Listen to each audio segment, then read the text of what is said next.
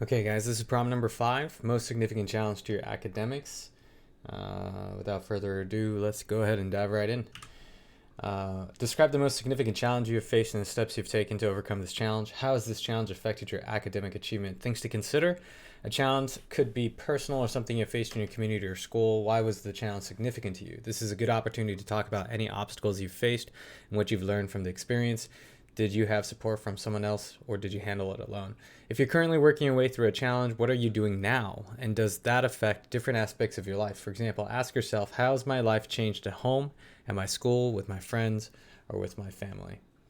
I think this is right off the bat a two-parted question, or not necessarily a two-parted question. It says to describe the most significant challenge, how you overcame it, but then it gives you that extra notion at the end where it's forcing you to address how it's affected your academic achievement. As always, any kind of essay that you want to start writing, if you want to write a good essay, 90% of that usually comes down to researching first. So what would I research and what would I prepare? So here are my important tips. This prompt is for students who need to potentially explain their academic record. So I think the first step before you even go into researching or figuring out any ideas of what you could say, ask yourself, do I need to use this prompt? And usually the answer is yes if you had maybe like a semester of suboptimal grades, or perhaps you had this opportunity to do an academic achievement, but then something came along where it just bombed and now you are kind of struggling to get back to the opportunity or to the letter grade or to the position in the academic competitive club. Whatever it may be, it's kind of, this essay is really for if you have something you want to make an excuse for. And the key about it is to not make it sound like you're making an excuse. Choose this prompt especially if you can show that you've improved since your hardship.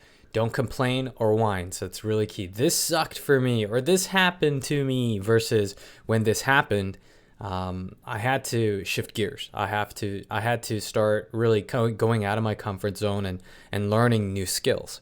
See the difference there?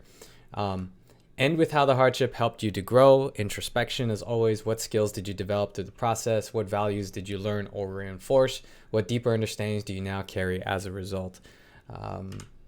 When you're doing your research, let's say you committed to this idea and you're saying, hey, I want to go online and I want to just check a couple things out just to test the waters of what people would normally say in these cases. The things that I would research are first to identify what are the significant challenges that a high school student typically goes through. Because in the one sense, you can get an idea of what are very common responses. And that's what researching is for, to get a sense of what could be not only common, but also as a result of knowing what's common, slightly more unique if you twisted the story narrative a bit or changed the outcome, and to hopefully be a little bit of a different type of a story arc than what you might read online. The most important things I learned from high school or your specific experiences. So these are like literally Google keywords. The most important things I learned in high school. Okay. You might get some meme lists. You don't want to be joking too much. I'm sure that if you searched enough, you'll find a serious list of like top 10 things I learned or top 5 things I learned in high school. And if you research it enough, spend 30 minutes going through a couple of links, you're going to start to see, again, what are familiar, what are common, and what might be personal to you and help you to articulate what you want to say about yourself. As always, let's go online and see what some of the guides will say. So we're going to go and start with college essay advisors. Describe the most significant challenges. Here it is. So let's see what they advise. If you skipped question 4 or chose to write about option A, this question is a gift, a second chance to showcase your resilience in the face of obstacles. On the other hand, if you choose to write about option B in question 4, this might feel redundant. You are free to write about both, but again, proceed with caution and be sure to select a totally different challenge. It's really good that they're doing a macro suggestion here, because I agree with them that if you chose to write question number 4, prompt number 4 for the UCs, if you recall in my previous video, it's a two-parted question. Not two-parted, it's one or the other type of question. It's either A or B. And the B type question is essentially the same exact thing here. So long story short, you don't want to be writing number 5 if you've already been eyeballing and considering writing number 4. You should choose one or the other.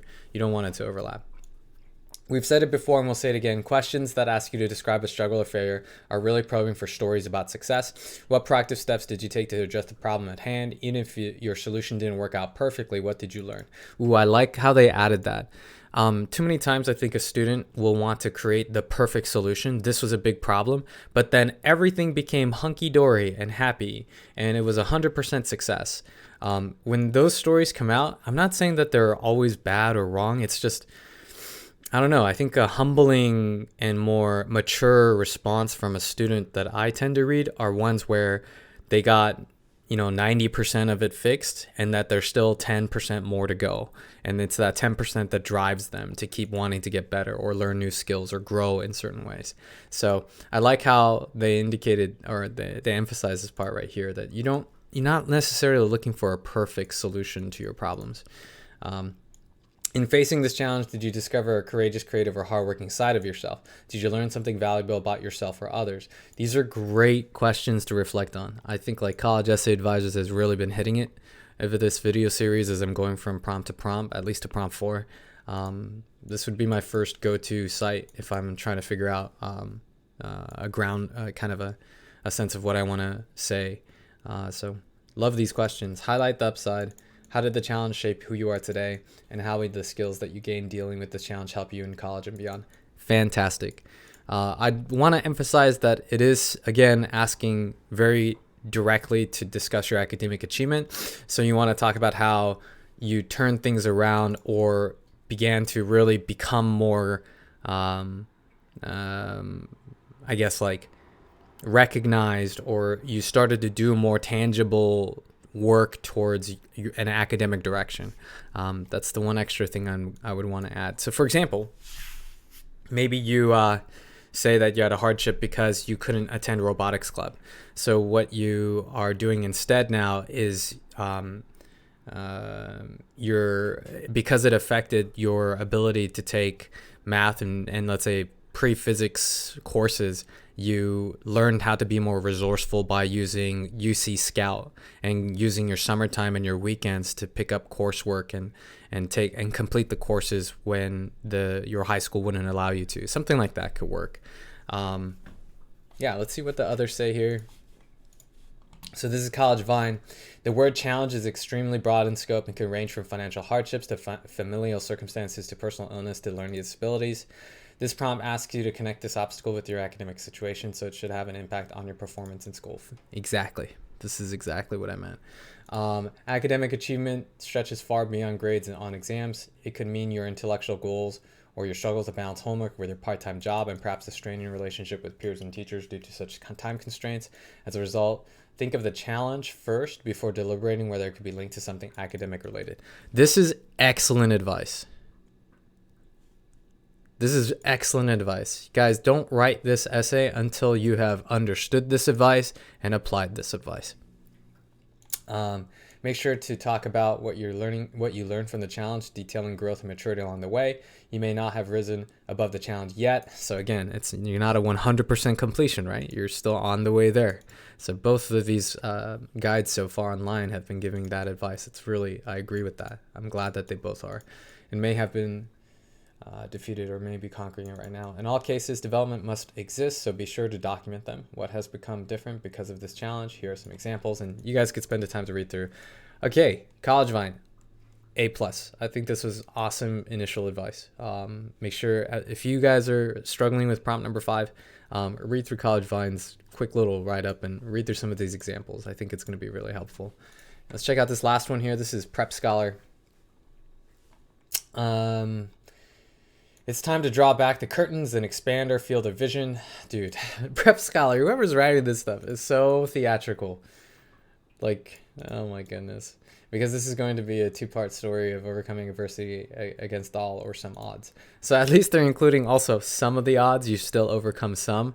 But again, with the theatrics, PrepScholar, Jesus. Facing a challenge. The first part of this essay is about problem solving. The prompt asks you to point at something that could have derailed you. If not for your strength and skill, not only will you describe the challenge itself, but you'll talk about what you did when faced with it. Yeah, I guess so. Basically, I mean, I would kind of redirect this advice more to make sure that you are pointing to non-excusey, really understandable obstacles or hardships that affected your academics. Um, I know that like a lot of students might be tempted to say that it's because I got very depressed that I didn't want to do my homework anymore, and that's why I ended up getting straight C's. I think that that's a risky play. I feel like you need to have something a little bit more tangible than that.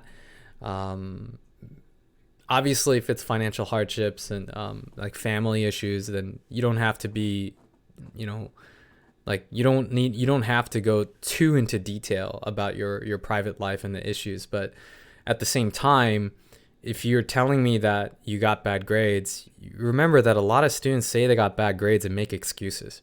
And so and a seasoned reader is just going to be very skeptical. And so your goal is to try to convince them, like the most skeptical of readers, that no, you're not making excuses. This is something that really was a barrier or hardship. So you got to think about that. And that should be your goal in this essay, to make it genuine, to make it sound like you're not whining or complaining, and to legitimize the hardship that you had. Look into the mirror. The second part of the topic asks you to consider how this challenge is echoed throughout your life. Not it's not asking throughout your life. It's just jump to this point, guys, specifically how your education has been how it's affected your academic achievement. Like, you don't really need to go that I think this is what's really being asked here. And so you need to spend, with 350 words as a limit, you want to make sure that you have enough space for describing the issue, all right, without sounding like you're whining or complaining, identifying like how you started to develop yourself or reach towards solutions, and how those solutions like gradually have come so far, and then reflecting on how that affected how that affected your academic achievements, or your grades, or your academic standing in competitive clubs, whatever it may be. What's UC hoping to learn about you in life? Dealing with setbacks, defeats, barriers, and conflicts is not a bug, it's a feature. Again, I like the little bit of writing pizzazz that's being put in here, but I feel like high school students want a little bit more straightforward. Basically, you're trying to show me how you've overcome a hardship. And colleges want to make sure that you can handle these upsetting events without losing all your overall sense of self, without being totally demoralized, and without getting completely overwhelmed. Yeah, this is an essay where really you need to showcase that you didn't give up. Students who give up too easily, like, they wouldn't be able to write this essay, because this essay is really about how you didn't give up, despite the fact that it was really easy to, and it was really tempting to give up, given how hard the hardship was. In other words, they are looking for someone who's mature enough to do well on a college campus. They're also looking for your creativity and problem-solving skills. Maybe. I wouldn't say they are also. This is one way in you can overcome the hardship. I mean, there are other reasons, other ways. For example, I read a student who did a really good essay about overcoming an academic hardship through maybe more towards problem-solving skills rather than creativity, I guess, like consistency, creating a schedule, managing his time more. I guess those are problem-solving skills. Creativity, I'm not really vibing with. I don't think it's always... you don't have to tell me a fanciful story about how you overcame a academic hardship, or a life challenge that affected your academics through creativity.